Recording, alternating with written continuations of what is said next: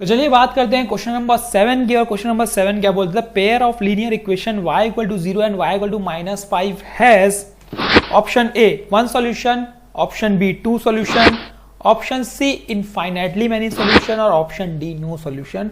तो किस तरीके से पता किया जाए, उससे पहले हमें प्लॉट करना पड़ेगा कि y इक्वल टू 0 बोलना क्या चाह रहा है। अगर मैं ये ग्राफ की बात करूं, रफली हम समझते हैं, y इक्वल टू 0 की बात करूंगा तो वो पैरेलल टू x एक्सिस, मतलब ये लाइन ऑन x एक्सिस होगी, यही होगी y इक्वल टू 0 की बात।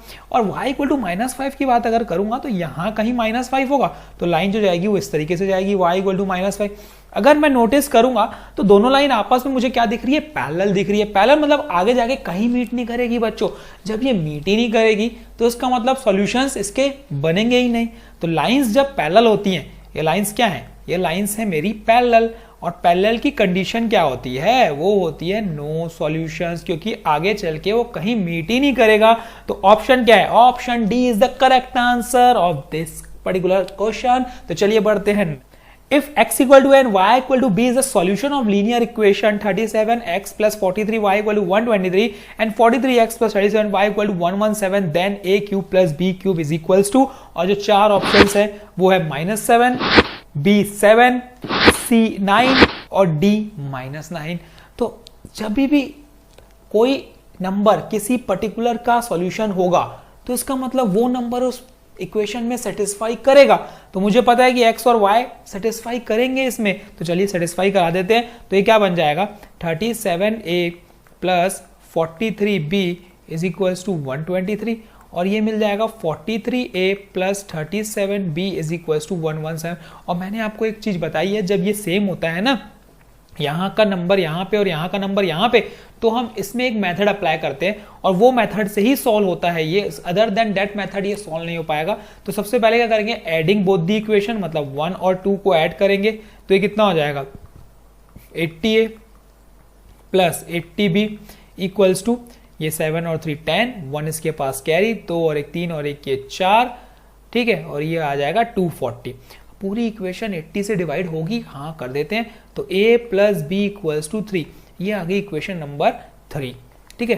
अब क्या करेंगे, दोनों इक्वेशन को सब्ट्रैक्ट करेंगे, 1 - 2। तो चलिए करके देखते हैं कितना होता है। जब 43 में से हम 37 माइनस करेंगे तो कितना बचेगा, 6 से, ठीक है। तो ये 6 से लिख देते हैं, -6 से, प्लस 6b इक्वल्स टू 123 में से 117 जाएगा तो 6 बचेगा। पूरी इक्वेशन 6 से डिविजिबल होगी, तो ये -a plus b equals to कितना हो गया, 1। ये इक्वेशन नंबर बन गई 4। अब क्या करेंगे, 3 और 4 को सॉल्व कर देते हैं। जो मेथड आपको इजी लगता है आप उस मेथड से करो, ठीक है। इक्वल्स टू 1, ये cancel out, b plus b 2b equals to 4, यहां से b मुझे मिल गया 2। अब किसी भी इक्वेशन में पुट कर दो, 3 में या 4 में, तो a प्लस 2 इक्वल्स टू 3। तो यहां से a मिल गया मुझे 3 - 2 डेट इज 1। अब आपको ना a और b की वैल्यू मिल चुकी है और a cube plus b cube निकालना है। बस पुट कर दो, 1 का क्यूब प्लस 2 का क्यूब। 1 का क्यूब तो 1 है, 2 का क्यूब 8 है, तो इसका आंसर क्या आ गया, 9। तो option C is the correct answer. इस तरीके से ये क्वेश्चन बनेगा, बहुत ही आसान क्वेश्चन था। चलिए बढ़ते हैं नेक्स्ट क्वेश्चन की तरफ। If 217x plus 131y equal to 913 and 131x plus 227y equal to 827, then x plus y, and 4 options are 5, 6, 7, 8।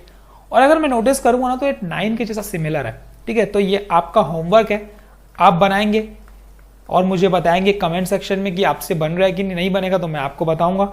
और कोई कंफ्यूजन होता है इस क्वेश्चन में तो भी आप पूछिए कमेंट सेक्शन में, मैं आपका डाउट क्लियर करूंगा। तो ये आपको बनाना है, ठीक है, ये आपका होमवर्क है। और इंपॉर्टेंट एमसीक्यूज थे आज हमने वो किए।